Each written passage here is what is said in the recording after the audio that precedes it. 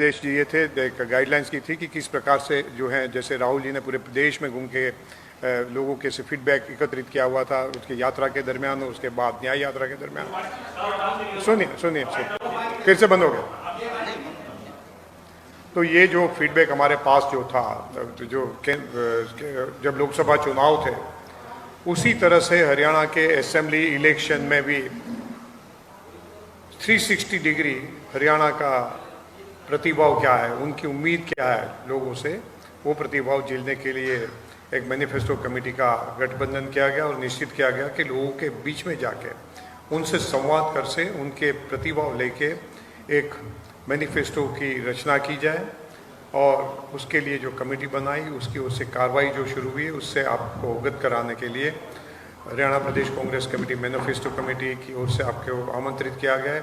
उसमें आप सबका स्वागत करता हूं, आप सबका जो है नमस्कार करता हूं, आप सबसे मेरी शुभकामनाएं पेश करता हूं। आज हमारी ये मीटिंग में ये मैनिफेस्टो कमेटी की चेयरमैन गीता बोकल जी भी हैं, उसके कमेटी के बाकी सदस्य भी हैं। उसमें हम लोगों ने जो है वो भी एक सुनिश्चित करने की कोशिश की कि समाज के पिछड़े से पिछड़े वर्ग के, गरीब से गरीब लोगों के प्रतिनिधि, कॉलोनीज के भी हो सकते हैं, वो ट्रांसपोर्टर्स के भी हो सकते हैं। अनफॉर्चुनेटली हमारा एक जो सदस्य थे जगू मिस्त्री जी, तो ट्रांसपोर्टर से गरीब लोगों के बीच में काम करते थे, वो तो 1 महीने पहले चल बसे, मगर सभी लोगों को समाविष्ट करके आप देख सकते हैं कि बाजीगर जी भी जो हमारे इसके सदस्य हो सकते हैं।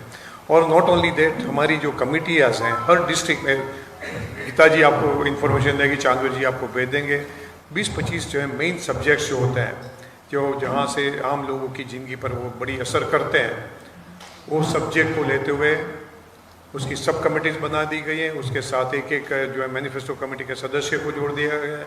नॉट ओनली दैट, वो क्षेत्र में काम करने वाले प्रदेश के जितने भी लीडर हैं और जो वॉलेंटरली भी जो पार्टिसिपेट करना चाहते हैं, हमारी नज़र से छूट जाए, वो जब कहते हैं तो उनको भी आमंत्रित करके जोड़ते हैं and taking it down the line, right, और हल्का तक ले जाने के लिए हर डिस्ट्रिक्ट में भी वो जाके काम करे। समय बहुत शॉर्ट है, मगर हर डिस्ट्रिक्ट में भी जो है स्टेक होल्डर्स को आमंत्रित करके संवाद कर लें और इसके साथ साथ जो है हल्के में भी करें और उसके वो लेके आ जाए मैनिफेस्टो कमेटी, उसके पर गहन सोच के बाद उसका सॉल्यूशन दें और हमारा मैनिफेस्टो बने। तो वो कार्रवाई से आपको अवगत करा रहे हैं। ये पूरी एक्सरसाइज के पीछे का हमारा मतलब क्या है? आज आप हरियाणा की परिस्थिति देख रहे हैं कि हरियाणा एक पूरे देश में टॉप 2-3 स्टेट्स, पश्चिम भारत के महाराष्ट्र और गुजरात को छोड़ के पूरे उत्तर हिंदुस्तान में या दक्षिण भारत में Haryana was the topping every list. Employment generation के बारे में हो, उसके प्रोडक्शन के बारे में हो, उसका जीडीपी के बारे में हो, उसके आर्थिक अनुशासन के मामले में हो, लॉ एंड ऑर्डर के मामले में हो, महिलाओं की सुरक्षा के मामले में हो, it was topping the country. और आज परिस्थिति ये है कि ये पूरा प्रदेश अपराध, भ्रष्टाचार, अत्याचार, बेरोजगारी, पलायन, पब्लिक डेट, देवा में फंसा हुआ, देवा की जाल में, पेपर लीक, नशा, अनेक प्रकार के अपराधों से ग्रस्त है। और ये परिस्थिति में फिर से हरियाणा को किसान, मजदूर, महिला, युवा, बेरोजगार और समानता के साथ समाज के हर वर्ग को केंद्र में रखते हुए एक सुरक्षित हरियाणा और भेदभावहीन हरियाणा, समृद्ध हरियाणा की रचना हम कैसे फिर से कर सकते हैं, उसके लिए ये पूरा डायलॉग हम लोगों ने शुरू किया है। हम लोगों ने इसके लिए, मैं जब मेरा दौरा करता हूँ, मेरा फोकस ज़्यादातर एक्टिविस्टों को मिलने का होता है, वो सामाजिक तौर पे हो, कोई क्षेत्रीय तौर पे हो, मजदूरों में हो, किसानों में हो। और उसी प्रकार से आपको गीता जी इन्फॉर्मेशन देगी कि हमारे लोग हर जगह पे लोगों को आमंत्रित करके उनके साथ संवाद कर रहे हैं। तो उसके बारे में ज़्यादा डिटेल हमारी कितनी मीटिंग हुई, क्या हुई, मगर मेरी ओर से मैंने जो शुरुआत की उसको मैं कह सकता हूँ कि कल जो है हमने महिलाओं के साथ किया। महिला, जैसे राहुल जी ने कहा था कि 12 महीने में 1 लाख रुपया हर महिला को मिलेगा, मगर हरियाणा में और भी क्या चाहिए। भारतीय जनता पार्टी ने तो बड़े बड़े जुमले किए, उन्होंने तो बड़े दावे भी किए, प्रोमिस भी किए, कहा था वृद्धावस्था का पेंशन 5500 रुपया दे देंगे, आज तक 1 रुपया नहीं दिया। उन्होंने जो है युवाओं को प्रॉमिस कर दिया था कि आपको बेरोजगारी भत्ता देंगे, आज तक कुछ नहीं दिया। उन्होंने कहा था कि हरियाणा को आर्थिक तौर पर समृद्ध बनाएंगे। हरियाणा देवा की गर्ता में डूब गया कि जिसकी जो वजह से आज एक बच्चा जन्म पैदा होता है 1,85,000 रुपये का कर्ज बोझ अपने सर पे लेके जन्म लेता है। और ये इन्होंने जो प्रकार से शासन किया है, जिसका खुद का एक सीनियर मोस्ट मंत्री ये प्रदेश को नशा का केंद्र बनाने का काम किया, जिसका एक मंत्री जो आज उससे आगे के स्थान पे ले गए, जो ये पूरे प्रदेश में इलिसिट गैरकायदे खनन का काम में व्यस्त था। एक मंत्री का ज्यादातर आप रिकॉर्ड देख लो, अपराधी रहे ज्यादातर, मैं सबका नहीं कहूंगा।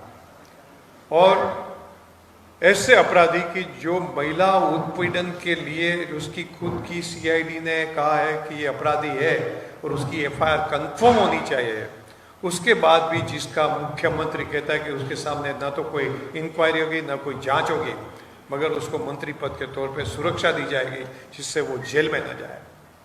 इसी प्रकार का शासन करके इन्होंने पूरे हरियाणा को, पूरे देश में शर्म से सर झुक जाए, जो प्रकार से दिल्ली में जो महिला पहलवानों के साथ जास्ती की थी, शर्म से सर झुक जाए, वो परिस्थिति में हरियाणा को पहुंचा दिया। आज देश में सबसे विफल सरकार का किसी को भी अवार्ड देना चाहिए तो ये खट्टर और सैनिकी भारतीय जनता पार्टी की सरकार को देना चाहिए। वो भी मैं आप लोगों के जरिए ये हरियाणा के प्रदेश के सभी मतदाताओं के सामने ये बात रखना चाहता हूँ कि इतना इन्होंने हरियाणा को गर्ता में डुबा दिया हर प्रकार से, हर क्षेत्र में, कि वहाँ से उठाने के लिए हरियाणा के एक एक मतदाता को, एक एक क्षेत्र के लोगों को, एक एक जाहिर जीवन के लीडरों को आगे आना पड़ेगा, अपना सुझाव देना पड़ेगा, मार्गदर्शन करना पड़ेगा। मैं आपके जरिए ये सभी एक्टिविस्टों को, इंटेलेक्चुअल्स को, सभी कर्मठ लोगों को, सभी विसल ब्लोअर्स को, सबको आमंत्रित करता हूँ कि आपके पास जो कुछ भी सुझाव है वो हमारी मैनिफेस्टो कमेटी के सामने आप रखिए। हर संभव हम प्रयास करेंगे कि उसको न्याय मिले, उसके लिए कुछ न कुछ करें। और एक बार ये में 3rd, 5th, 4th वीक में हमारा मैनिफेस्टो तैयार हो जाएगा, तो उसके बाद हम फिर से हरियाणा की जनता के पास जाएंगे। ये मैनिफेस्टो हमारा 2 भाग में होगा। एक जो है, आप देखते हैं कि मैनिफेस्टो की किताब बहुत बड़ी होती है, that is going to be our road map. हमारे लिए जो है वो हमारा पथदर्शक, वो जो है डॉक्यूमेंट रहेगा कि हरियाणा की सरकार जो बनेगी वो रास्ते पे सरकार चलेगी। और उसके महत्वपूर्ण जो बिंदु है उसका हम जरूर से मीटिंग करके लोगों के सामने भी हमारे मुद्दे पेश करेंगे। आप सबका मैं स्वागत करता हूँ और आप सबका सहयोग चाहता हूँ। कल यहाँ अमित शाह जी जो आए थे, उन्होंने कहा 60 सीट लेंगे, पहले कहते थे 400 सीट लेंगे लोकसभा में, 240 में भी रुक गए। और हो सकता है जो प्रकार के मैनिपुलेशंस वो इलेक्शन में करते हैं वो नहीं कर पाते, तो शायद 100 से भी नीचे सिमट जाते हैं। यहाँ भी करने का कोई इरादा हो सकता है, मगर उन्होंने कौन सी ऐसी कामगिरी कर दी। पहले भी कहते थे कि 75 पार करेंगे, फिर 40 पे आ गए, अभी कहते कि 60 लाएंगे। जुमलाबाजी उनका एक पेशा है। 15 लाख की बात करें, 2 करोड़ रोजगार की बात करें, समृद्ध हरियाणा की बात, जो कुछ भी कहते हैं पेशा है। और आज कल भी आके ये कह के गया, हरियाणा सरकार की ये 10 साल में भारतीय जनता पार्टी के अगुवाई में जो सरकार थी, उसकी एक उपलब्धि का भी अमित शाह जी जो जिक्र कर दे तो मैं कहता कि हाँ, इन लोगों ने कुछ काम किया। एक भी उपलब्धि का जिक्र नहीं कर पाए, वो विफलता के लिए मैं समझ रहा हूँ कि ये हरियाणा सरकार को जो ऐसे भी अल्पमत में है, फौरन इस्तीफा दे देना चाहिए, वो भी मैं कहता हूँ। फिर से आज वो मेरा विषय नहीं है, आज आपको मैनिफेस्टो के लिए बात करने के लिए हम इकट्ठे हुए। मैं गीता जी से निवेदन करूंगा कि वो जो आपको अवगत कराएं कि क्या क्या हम लोगों ने कैसे आगे बढ़े हैं, सब्जेक्ट क्या है। बहुत धन्यवाद सर। आपको करना पड़ेगा, ये लेना पड़ेगा। चल नहीं रहा है, चलेगा। बहुत बहुत धन्यवाद सभी साथियों का भी। सेंसर से अब चेयर बदल लो, नहीं सर, नहीं सर, नहीं अब चेयर नहीं, बदल लो, ये सभी माइक हैं, आप इधर आ जाओ। कोई नहीं।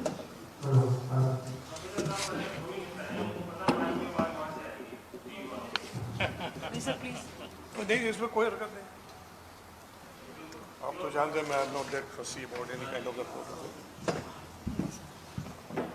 आप सभी का बहुत बहुत स्वागत है। आज विशेष तौर से हमारी जो प्रेस वार्ता, जैसा कि हमारे आदरणीय महामंत्री दीपक बाबरिया जी ने बताया, घोषणा पत्र को लेकर है। हमने हरियाणा में जो घोषणा पत्र कमेटी बनाई है उसकी प्रक्रिया इस समय हमारी लगातार चल रही है।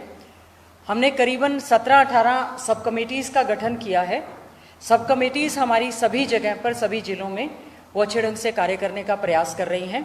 हमने विशेष तौर से युवाओं को लेकर, क्योंकि आज बेरोजगारी की मार झेल रहा हमारा हरियाणा बेरोजगारी में नंबर 1 हो चुका है।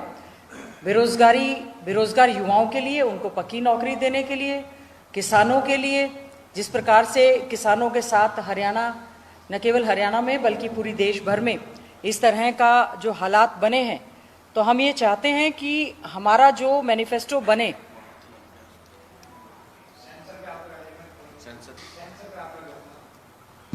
हम लोग ये चाहते हैं कि हमारे, चाहे वो किसानों की बात हो, चाहे हमारे व्यापारियों की बात हो, चाहे हमारे कर्मचारियों की बात हो, चाहे हमारी इंडस्ट्रीज, फैक्ट्रीज की बात हो, टोटल इंफ्रास्ट्रक्चर की बात हो, शिक्षा की बात हो, शिक्षा की बदहाली जो इस 10 साल के राज में हरियाणा में हुई है, बड़ा ही दुख का विषय है।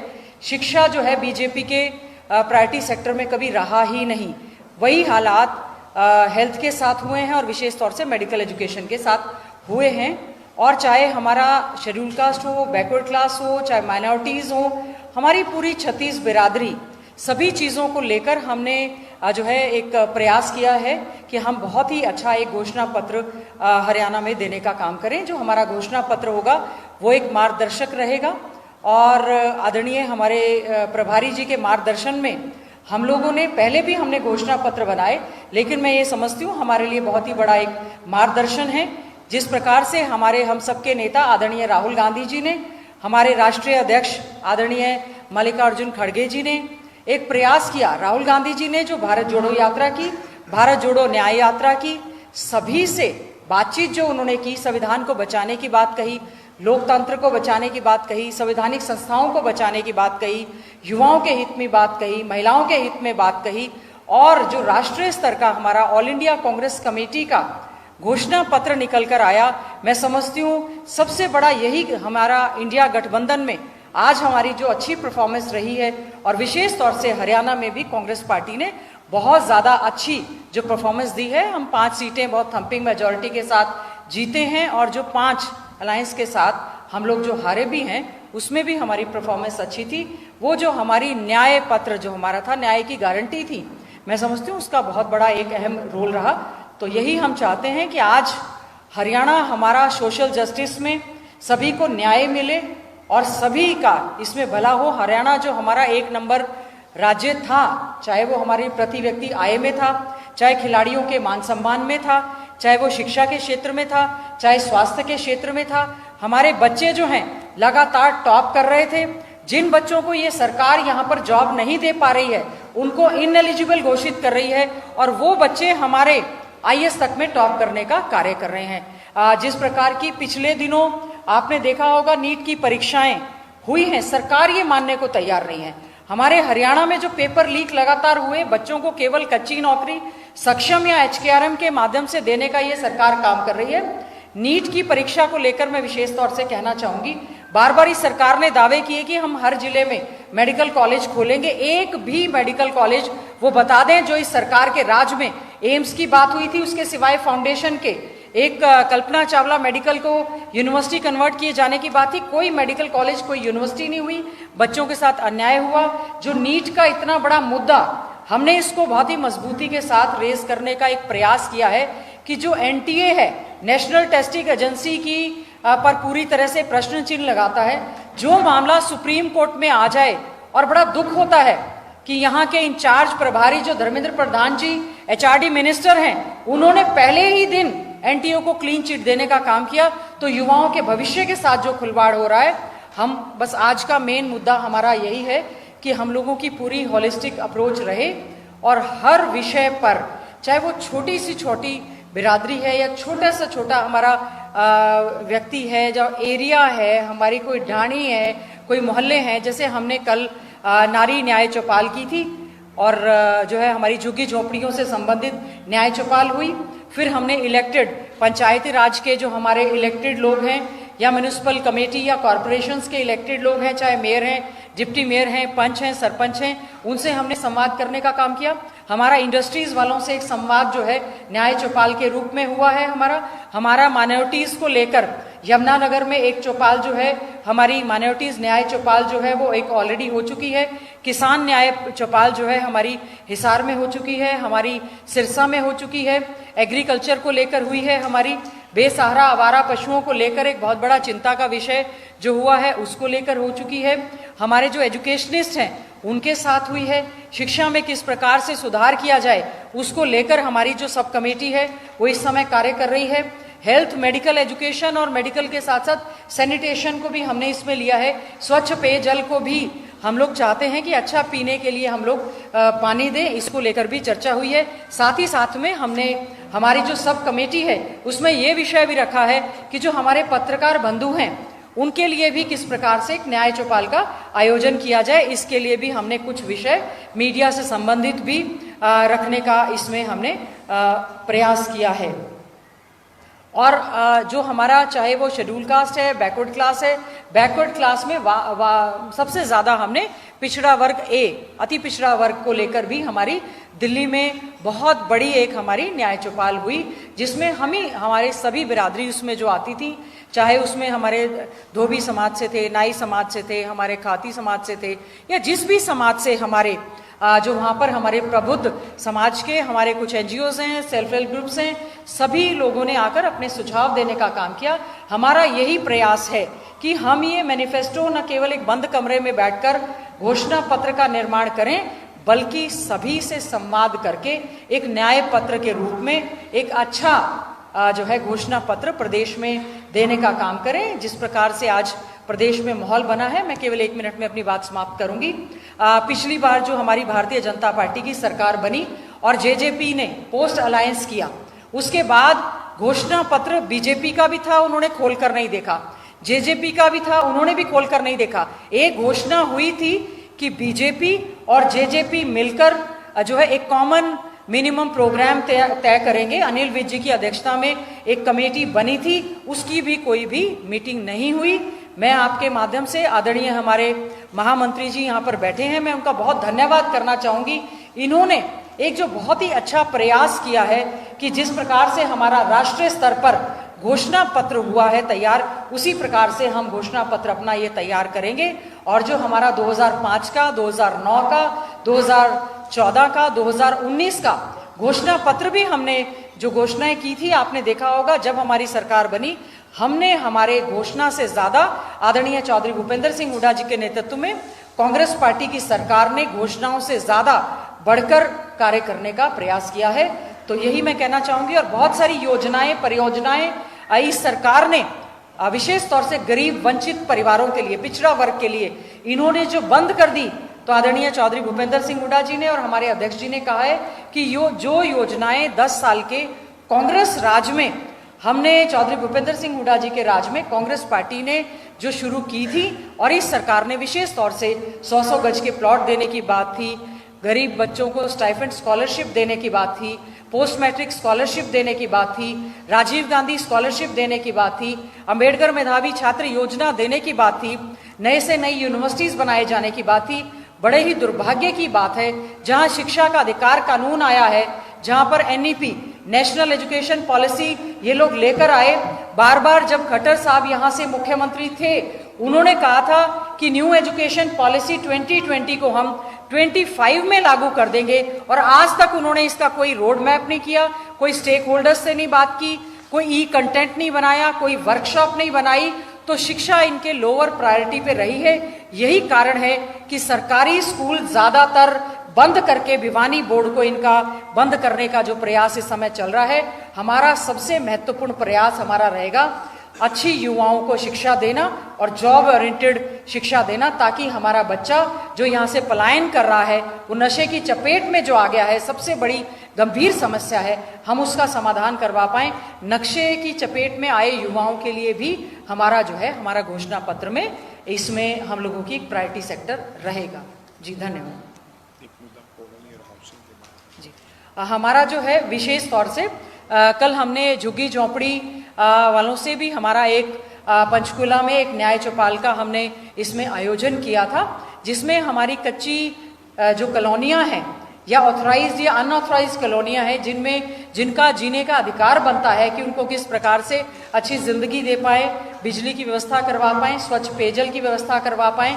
विशेष तौर से महिलाओं ने कहा कि शौचालयों की बहुत बड़ी समस्या है, उनको शौचालय दे पाए, या पुराने समय में 85 में और 94 में कुछ पैसे जमा करवा दिए गए थे कि ईडब्ल्यूएस के लिए।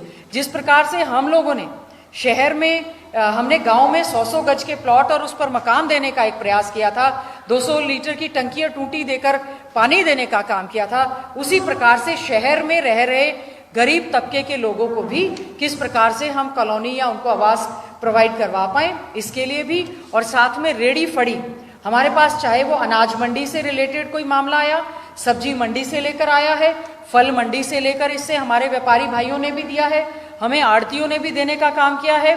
साथ ही साथ में जो हमारा ईडब्ल्यूएस के लिए LIG स्कीम की योजना, जो हमने अफोर्डेबल हाउसेस देने की हमारे सरकार में योजना शुरू की थी, उस पर भी हमारी लेकर बात हुई है।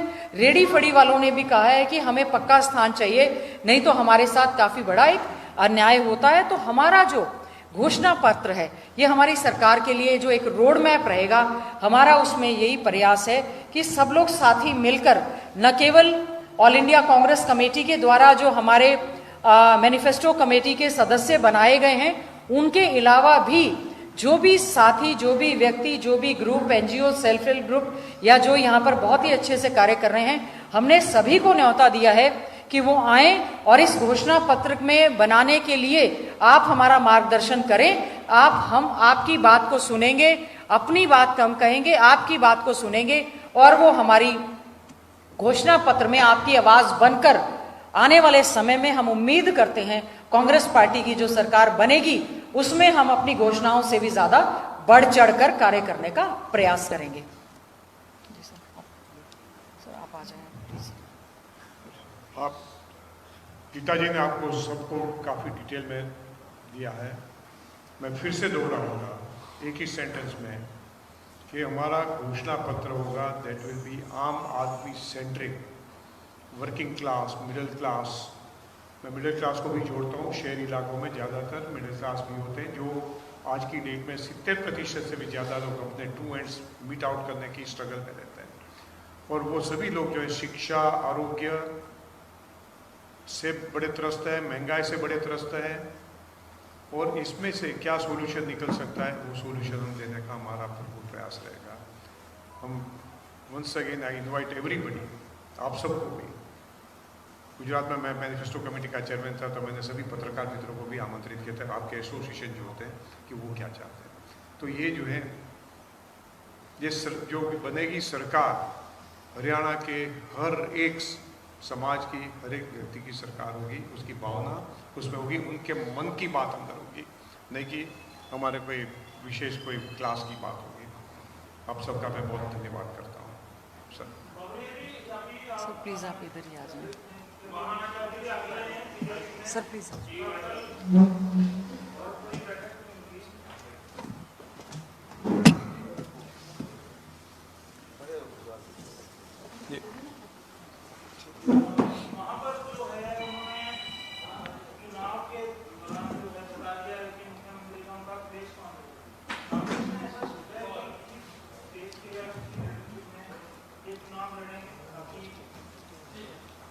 कांग्रेस पार्टी की 70 साल की ट्रेडिशन है कि हमारी लेजिस्लेचर पार्टी जिसको भी जो है नियुक्त करते हैं, और 99.99% प्रेसिडेंट्स ऐसे हैं कि वो कांग्रेस अध्यक्ष को पावर देते हैं, और वही होगा जो विधायक चाहेंगे। उसके फेस पे जाए न जाए, that is a major political decision. एक बड़ा कॉन्फिडेंशियल इशू भी होता है, तो उसकी पब्लिक डिबेट में भी हम नहीं जाना चाहते। ठीक है।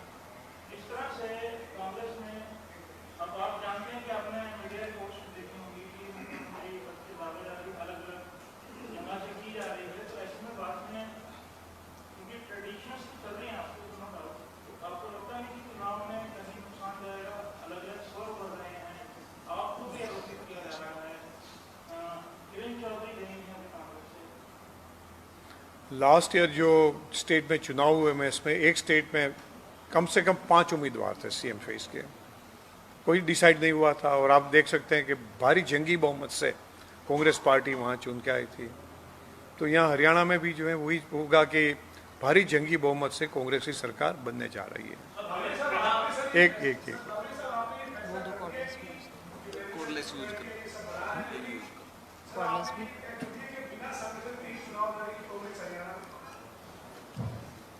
नहीं, मैंने शायद कल मेंशन किया था, आप कहीं छोटे अखबारों ने कहा है, मुझे बड़ी उम्मीद है कि अगले सप्ताह में हो जाएगा।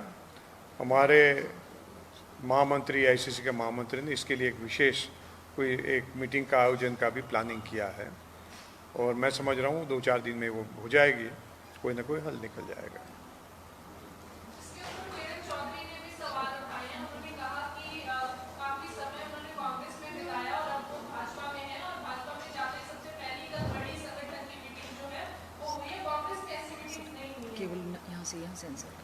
काफ़ी मीटिंग हुई है, वो उपस्थित नहीं रहती थी, और मैं किसी ये डिबेट में भी मैं नहीं जाना चाहता हूँ। हर व्यक्ति का खुद का एक पॉलिटिकल एजेंडा होता है, और प्रतिबद्धता खुद की भी अलग अलग होती है। ज़्यादातर देश में सभी नागरिक मतदाता एक वैल्यू बेस्ड पॉलिटिक्स का सम्मान करते हैं। जब तक मुझको कुछ मिलता है मैं एक्स पार्टी के साथ हूँ, और मुझको नहीं मिलता तो मैं वाई पार्टी के साथ हूँ। वो जो सोच होती है उसको ज़्यादातर लोग पसंद नहीं करते, मगर वो किस प्रकार की सोच चाहिए, क्या प्रतिबद्धता चाहिए, वो that is left to the individual leaders.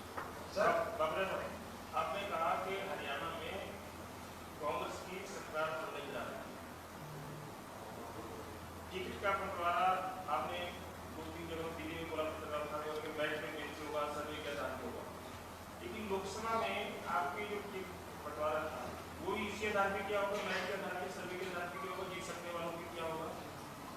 लेकिन आपकी सबसे सीनियर मोस्ट लीडर वो पहले के दीपक पापड़ा ने काका साहिब खान को गुमराह किया, भ्रमित किया, पूरी फीडबैक नहीं दी। गुड़गांव की टिकट गलत पार्टी, सोनीपत की बाहर के लोगों की टिकट पार्टी, भिवानी महेंद्र की टिकट गलत पार्टी, हिसार में भी ये कहता है कि चंद्रमोहन को जैसे बहुत भारी मतों से जीतते। तो आपकी टिकट बंटवारे पे इस सवाल उठा के सीधे मोस्ट लीडर सकते हो सकता है। In democracy everybody subject to questioning, everybody is subject to questioning. मैं जो कुछ भी डिसीजन करता हूँ, XYZ करते हैं, it should go through the जो है उसकी सब लोग जो है उसकी समीक्षा कर सकते हैं, आकलन कर सकते हैं, और अपना ओपिनियन दे सकते हैं। शैलजा जी हमारी एक बड़ी लीडर हैं, she has all right to express herself. उनको मेरे में कोई कमी दिखी हो तो जरूर से हाईकमांड से भी प्रस्तावित करें, और I am always open high command के साथ कि उनको लगता है कि मैं ये काम करने के लिए इतना सक्षम नहीं हूँ, तो उसके लिए भी मैं तो हमेशा ओपन रहता हूँ। तो ये जो है, मैं उनके बारे में कोई पब्लिक डिबेट में नहीं जाना चाहता कि वो कह रहे सही है गलत है। नहीं, आप कहते हैं मैं अभी इफ मैं उसमें जाऊंगा ही नहीं। जो उसका जवाब जो है आपकी हरियाणा की जनता ने दे दिया है। मेरी जो समझ है, मेरी समझ में कि जहां मीडिया और सब लोग कहते थे 1 सीट भी नहीं मिलेगी, हम 5 सीट जो है, कई लोग कहते थे, आपने नहीं कहा होगा। नहीं, ठीक है, उनको कह ले दीजिए, वो बात उठा रही है। तो इसके बारे में जो है मैं आपसे जो फिर से कह रहा हूँ कि आप मुझसे पूछे तो I have a set of ideas, high command is also well aware about it. उसमें कुछ परिवर्तन करना चाहते होंगे तो करेंगे, मगर ये मीटिंग में जो है हम आपको मैनिफेस्टो पर रिस्ट्रिक्ट कर ले तो बेहतर होगा। आप कभी और कुछ जानना चाहते हैं, मैं कुछ शेयर कर सकता हूँ आपसे, कर लूँगा। ये पब्लिक आपको बता दूँ,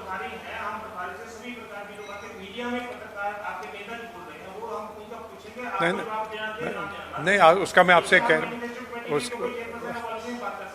उसका मैंने उन्होंने कहा है, जो कांग्रेस साहित्यवान है राहुल गांधी ने कहा है कि कोई भी आदमी बाहर बात नहीं करेगा, जिसको कहीं थोड़ी से सिंपथी है वो भी चला जाए।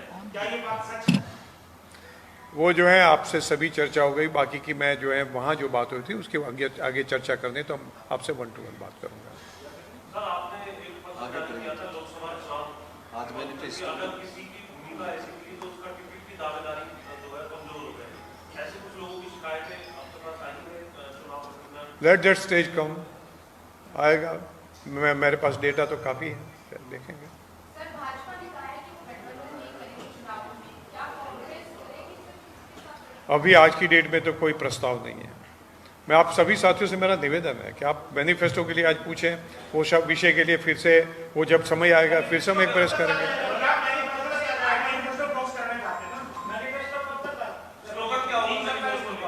हाँ जी, ये सभी ऐसे तो आज मैंने जो कहा है, हमारा ध्येय क्या है कहा है, स्लोगन जो है, नैरेटिव जो है, ये सभी लोगों का फीडबैक आ जाए और जब हम प्रसिद्ध करने जाएंगे वो समय पे दे देंगे। उम्मीद है सर, उम्मीद है। अभी आपने जो चौपाल है 17-18 चौपाल या 10-12 चौपाल हो गई है, अभी और कितनी चौपाल होनी है जिसमें ये 3 लाख? बहुत चौपाले हो गई, कम से कम we have cross more than 50। ये हमारे जितने भी साथी हैं अपने अपने क्षेत्र में कहते हैं, सूरज जी हैं किसानों के साथ, इन्होंने कम से कम 6-7 चौपाले लगा के रखी हुई है। इसी प्रकार से कि ये कॉलोनी वालों के साथ कई लोगों ने लगा रखी है, सरकारी कर्मचारी हो या अन्य कर्मचारी फिक्स पगार वाले, उनसे कोई बात करते हैं। हमारे इंटूक वाले ने 8-10 मीटिंग अभी तक कर चुके हैं। तो we are trying to reach to people.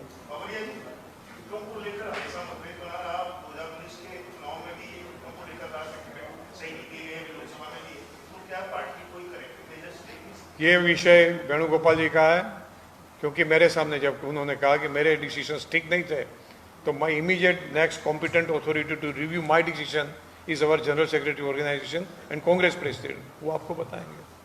Bawaria जी, दूसरे मुद्दों के साथ जो बड़े सवाल निकल के आए थे हरियाणा में, एक महंगाई का और एक बेरोजगारी का, क्या अभी तक मैनिफेस्टो कमेटी ने इस पे वर्कआउट किया है? उस पर कुछ चीजें आप शेयर कर सकते हैं?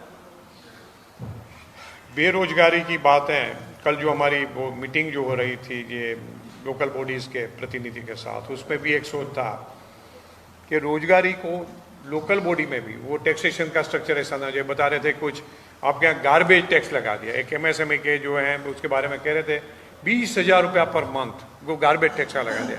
एक स्मॉल इंडस्ट्री 12 महीने 2.5 लाख रुपया दे, वो कौन से लेवल प्लेइंग फील्ड पे काम करेगा? ये हरियाणा में जो रोजगारी खत्म होते जा रही है, आपके यहाँ इंडस्ट्री खत्म होती जा रही है, नया इन्वेस्टमेंट नहीं आ रहा है, उसकी सबकी वजह ये है कि आपकी पॉलिसी क्या है। कल जब मैं आ रहा था, कई लोगों से बात हो रहा था, 5-7-10 किसान जो मेरे सामने बैठे थे वो ऐसे मिलने आए थे, बोलते सर जी ये 1 किलोमीटर ये पूरा का पूरा हाईवे के आसपास ही सब डेवलपमेंट है, बाकी तो कुछ हो ही नहीं रहा, और यहाँ इतनी महंगी ज़मीन हो गई, हम लोग कैसे सर्वाइव कर पाए?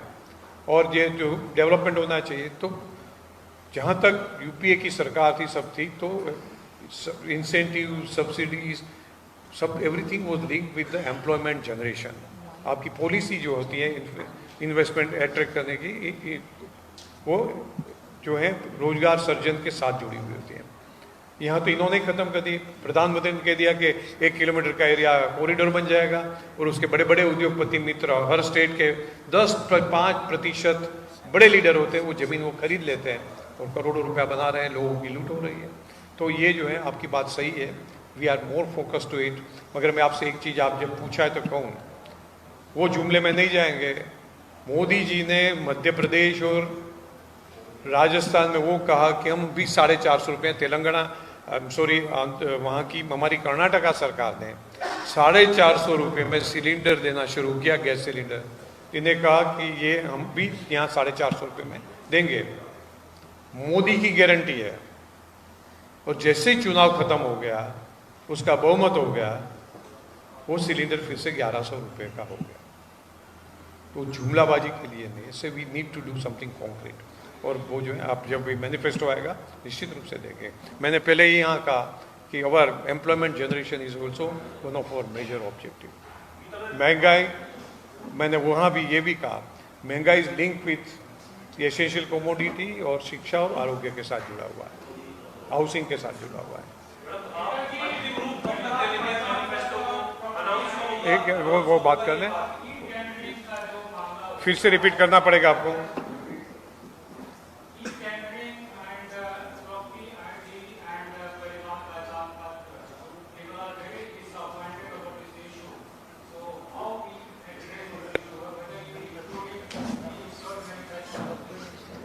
दोनों पोर्टल के बारे में लोगों के मन में बारों बार असंतोष है। It has been reduce to जैसे ना रैंसम करना, मेरे यहाँ गुजरात में एक बड़ा शब्द है तोड़बाजी, वो करने के लिए लोगों को जो परेशान करने के लिए, उसको स्क्वीज करने के लिए ये प्रशासन और सरकार इस्तेमाल करती है, सबकी साझेदारी है वो ख़त्म करने के। मगर कैसे करेंगे, क्या करेंगे, वो आपको मैनिफेस्टो में आपको उसका जरूर से जिक्र मिलेगा, इतना मैं कह सकता हूँ।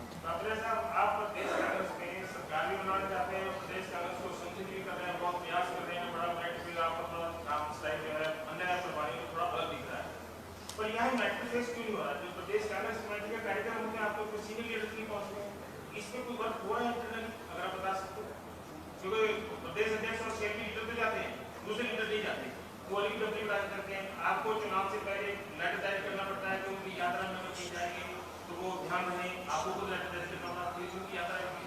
तो ये क्या हो रहा है हरियाणा की गुटबाजी में? ये गुटबाजी नहीं है। मैं तो आपसे कहूँगा कि भारतीय जनता पार्टी से पूछो गुटबाजी के मामले में अनिल विज क्यों कहीं नहीं देखी। मैं आपसे कह रहा हूँ कि आप जिसको गुटबाजी कहते हैं, एक कॉमन पॉलिटिकल प्रक्रिया है, मगर भारतीय जनता पार्टी के पास और कोई नैरेटिव नहीं है। मैंने गुजरात में भी देखा था कि वो लगातार कहते हैं कि कांग्रेस में तो आंतर कला है, ये है, उसमें डिफरेंसेस हैं, और वो थ्रू मीडिया इसको ओवरप्ले करना चाहते हैं। और यहाँ भी मैं देखता हूँ, अभी ये लोकसभा चुनाव के बाद तो जो है आप लोगों का भी सहयोग थोड़ा बढ़ा है, मगर अन्यथा लगातार घूम फिर के ये एक ही मुद्दे पे आते हैं कि आपका ये, मैं आपके नहीं कह रहा हूँ, मैं आपसे नहीं कह रहा हूँ, प्लीज़ नहीं प्लीज़ नहीं, मैं आपसे जो कह रहा हूँ कि आप जो कह रहे हैं कला है, कला नहीं है। एक कॉमन कम्युनिकेशन डिफरेंस भी हो सकता है, आपस के परसेप्शन का भी डिफरेंस हो सकता है, तो उसको कहीं ना कहीं जोड़ना पड़ता है। सर हरियाणा में 5 नंबर बच्चों को देकर और उनको सरकारी नौकरी में लेकर आने की सरकार की योजना थी, उसमें सुप्रीम कोर्ट से वो खारिज हो गई और हाई कोर्ट से पहले खारिज हुई। आप क्या मानते हैं कि हरियाणा के मुख्यमंत्री नायब सिंह सैनी जी कहते हैं कि कांग्रेस के नेताओं को तकलीफ है, गरीब का बच्चा अगर 5 नंबर के बेनिफिट से अगर वो रोजगार पा गया तो ये कांग्रेस के नेताओं को तकलीफ है, उनका भर्तियों को बैंक को सपोर्ट है, इसलिए वो भर्तियां कोर्ट में जाती है और खारिज हो जाती है। वो कहते हैं कांग्रेस को तकलीफ है, युवाओं को, लोगों को दिक्कत है, कांग्रेस को तकलीफ है। मुख्यमंत्री ने कहा कि जैसे सुप्रीम कोर्ट से और हाई कोर्ट से रद्द हुआ, फिर सुप्रीम कोर्ट से रद्द हुआ, इससे कांग्रेस के नेता बड़े खुश हैं, ये नंबर कट गया, तो ये आक्षेप नहीं कर रहे। देखिए, ऐसा है, जब से प्रदेश में भारतीय जनता पार्टी की सरकार बनी है, चाहे मनोहर लाल खट्टर जी थे, आज नायब सिंह सैनी जी हैं, युवाओं के साथ बहुत बड़ा एक अन्याय हुआ है। चाहे पेपर लीक हुए हों, चाहे भर्तियां जो हैं हाई कोर्ट या सुप्रीम कोर्ट में जाकर स्टे हुई हैं, इसका मतलब कहीं ना कहीं उन्होंने भर्तियों की प्रक्रिया को सही ढंग से नहीं, वो तो सबसे बड़ा प्रश्न चिन्ह कांग्रेस पर नहीं, वो तो हाई कोर्ट पर लगा रहे हैं, हाई कोर्ट के बाद वो सुप्रीम कोर्ट जाएं। अगर उनको ये भर्तियां करनी थी, हम इस चीज़ के खिलाफ नहीं है, युवाओं को रोजगार दिया जाना चाहिए। जो पक्के हमारे कम से कम लाखों पद जो खाली पड़े हैं, उस पर उनको भर्ती करने की बात करनी चाहिए। क्यों युवाओं को हरियाणा कौशल के तहत वो कच्ची नौकरी दे रहे हैं? और जो भी मामला हाईकोर्ट में जाता है, आपको याद होगा एक बार एक स्टूडेंट ने, एक बच्चे ने पूछा था खट्टर साहब से कि हमारी नौकरी का मामला जो है वो हाई कोर्ट में है। उन्होंने कहा जब तक आप जो है रेडी लगा लो। तो इस तरह का जो हाई कोर्ट में मामला है उसको सही ढंग से परस्यू करना, it's the duty and responsibility of the government only. वो कांग्रेस के ऊपर से उनका बहुत ही, कांग्रेस के 5 नंबर देखिए, ऐसा इकोनॉमिक, पहले हमने भी सोशल इकोनॉमिक और कई कास्ट हमने ली थी। 5 नंबर का वो मामला जो भी है, उनको स्वयं इससे जानकारी लेकर उसके बाद ये प्रक्रिया करनी चाहिए।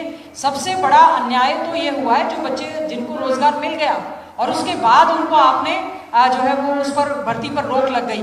और मैं कहना चाहूँगी ग्रुप और सी डी की भर्ती पर भी जो है जैसे ही इलेक्शंस के दौरान जो है उस पर भी रोक लगी है। तो सरकार को इस तरह की वो भर्ती करते हैं, मेरा उनसे अनुरोध है, क्यों वो पक्की भर्ती की प्रक्रिया को अपनाकर हरियाणा स्टाफ सिलेक्शन या एचपीएससी के माध्यम से पक्की नौकरी को क्यों नहीं हमारे बेरोजगार युवाओं को दे पा रहे हैं? देखिए ईडब्ल्यूएस के जो 5 नंबर का मामला है, अच्छी बात है, सरकार उसको सुप्रीम कोर्ट में अच्छे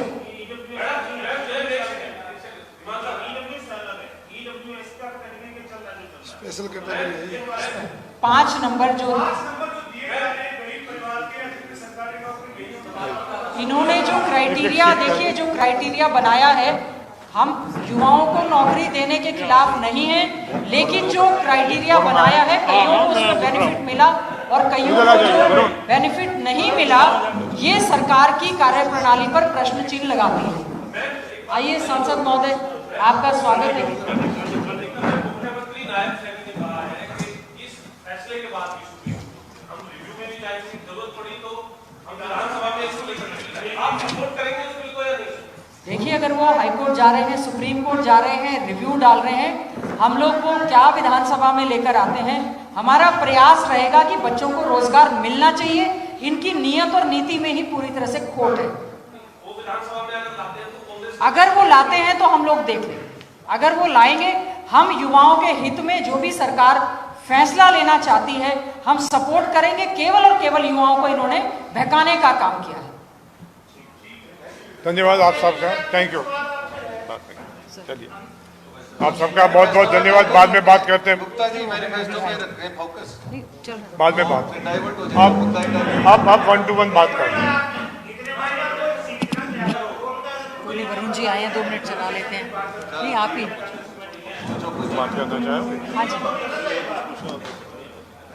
हाँ जी, कोई नहीं। सर 5 सीटें भाजपा की, 5 कांग्रेस की आई हैं, दोनों ही पार्टियां।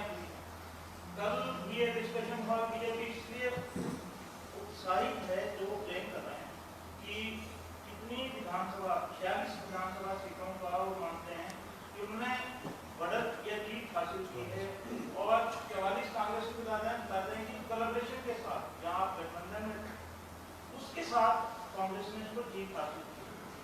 अब ये विषय दोनों ही पार्टियों की जीत, मतलब खुशी का भी बना हुआ है और निराशा दोनों पार्टी में नहीं है इस बात को लेकर। ये बताएं कि अब जो कांग्रेस काम करेगी आने वाले विधानसभा चुनाव में, किस तरह से होगा, जिन सीटों पर कांग्रेस पीछे? अभी तक आप जो कह रहे हैं वो बारे में I have not reach to any conclusion. में स्टडी कर रहा हूँ, पार्टी कमांड या हरियाणा का जो है वो भी स्टडी कर रहा है, हमारे AICC भी स्टडी कर रहा है। We will share it at the appropriate time.